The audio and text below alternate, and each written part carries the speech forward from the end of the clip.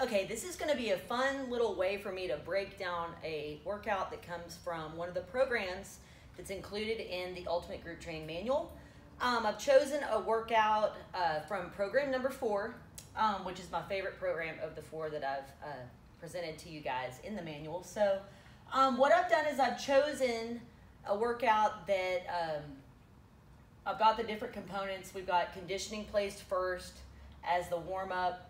We're working with a main strength lift in the strength circuit, so I've got a warm-up section for that lift, and then included that lift in the strength circuit, and then an assistance circuit to kind of close everything out. So what I wanted to do was show y'all kind of how I've arranged that and why, but also too I wanted to show y'all some options, because I know not everyone out there has the space or equipment or the place to be doing like traditional barbell lifts with their groups, okay? So I want to give some options. But also too, I kind of want to show you how my thought process works whenever I look at a program that someone else has written up and think, I kind of like that, but maybe I don't really like this part, what can I change? The beauty of what we do is that we can take basically like anything that's out there and put our own spin on it, okay? You know what I'm saying? So, the ability to be creative and to work within specific principles that kind of keep our clients progressing safely and having fun, that's what it's all about. So I want you guys to kind of be able to feel empowered by being able to take the programs that I've presented to y'all and feel confident being able to change them up to suit your needs, okay? So the programs as they're presented in the manual are exactly as I use them with my clients, okay? And again, I realize that, not everybody out there has the different pieces of equipment that I might have. Some of y'all might have more, which is awesome.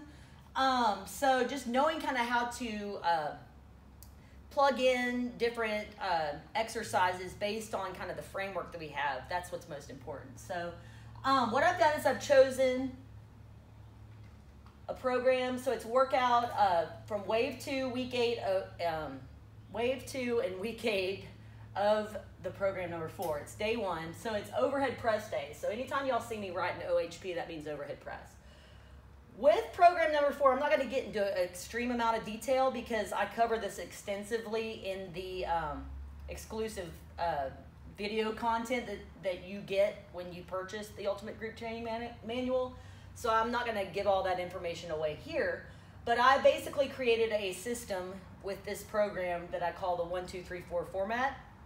So the numbers 1, 2, 3, and 4 each correspond to kind of a specific level of intensity or loading or focus for the conditioning, the strength, the main strength lift of the day, and then the assistance circuit, okay? So for this one, it's 3, 1, 4. So the 3, conditioning is a 3.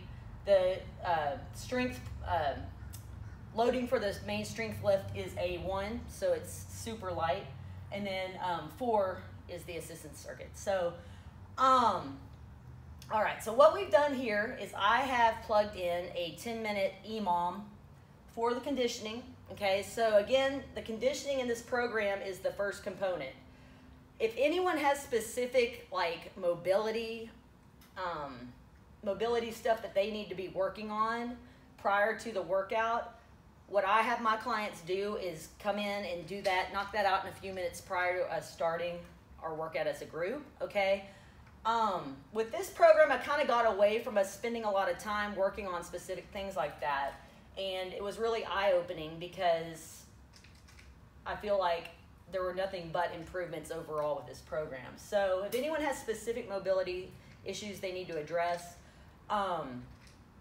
have them come in and do that first, okay? And or do their homework. So you'll see by me placing the conditioning by front loading it, we not only get warmed up, but we're trying to kind of focus on the movement pattern for the main strength lift. So we're doing overhead press today. So what I did here was I chose to do a 10-minute EMOM. So that's every minute on the minute, okay? I use a timer. So when it dings at the top of the minute, that's when we start again. Okay, so I chose to do a kettlebell clean and press. We're doing 2 reps on one side, then switching over. And then immediately after performing those reps, you're going to drop down and do a hollow hold variation. Okay, so I've got numerous videos and I've written articles about my progression that I use here in my gym, but starting from a what I call a hollow tuck or a tuck hold to what I've called a hybrid hollow hold, which is one leg extended and one leg in the tuck position, to just a standard hollow hold. We've got extended hollow hold. You've got all sorts of options with that. So you can tinker with that and tweak it based on each person in your group. Okay, so 20 seconds of that. So once both of those exercises are completed, the remaining time in that minute is rest time. Okay, so you'll see that the clean and press, I would assume most people are going to take probably no more than 20 seconds to complete 2 reps on each side. 20 seconds on the hollow hold, that leaves you roughly 15 to 20 seconds of rest time before we start again. So we're not doing a lot of crazy, like super dynamic, like go, go, go kind of like stuff here. So that little bit of amount of rest, that's what I would call, and not what I made up, but it's a negative, that's a negative work to rest ratio, I guess. I'm probably saying that backwards, but the work period is 40 seconds and then the rest is roughly 20 seconds. So it's half of the work period. So you're not really fully getting the same amount of rest that you spend it working, but the intensity level of the exercises chosen kind of offset that. Okay, if we were doing 40 seconds of something insane like a burpee box jump or, battle ropes or something like that, and then having people rest 20 seconds and then going again, that would be probably not the way that you want to program that. Okay, so with a higher intensity conditioning or Metcon type work, what I choose to do these days is program short intervals of those, so 10 to 15 seconds tops, and then allow for a longer rest period. Okay, but I'm getting off subject. So with this conditioning piece, I wrote out, like, you want to start with what I call a comfy weight on the clean and press, and then you give people the option to increase the loading as you go through each round. Okay, so if someone starts out a little bit too light, then they can always bump up. So with the clean and press, you can strict press it, you can push press it, or you could push jerk it. Okay, so we've got 3 options there. So, options are important. Letting people know that they can kind of, adjust that as they need to. With heavier loading, it makes more sense to do a push press or push jerk. So that right there gives us some options. So what I actually have done here too, so y'all don't look ahead, y'all look here, and we're going to carry it over to this side. So I've outlined 2 variations for you guys to show you how, if you don't have kettlebells, you could always just do a dumbbell clean and press, okay? No big deal. Immediately into the hollow hold variation, okay? Option B would be doing like a barbell, okay? Hang clean and a push press or push jerk, okay? And the loading on that, like if you're staying, like I didn't write out reps, but I would probably do like 4 to 6 reps on that with light to moderate loading.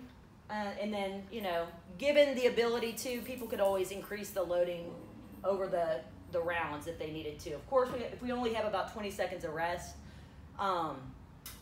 that might eat into that. So that could be a negative thing where people aren't really getting to rest because they're putting plates on the bar. But we're not trying to beast it and go super heavy, is my point. So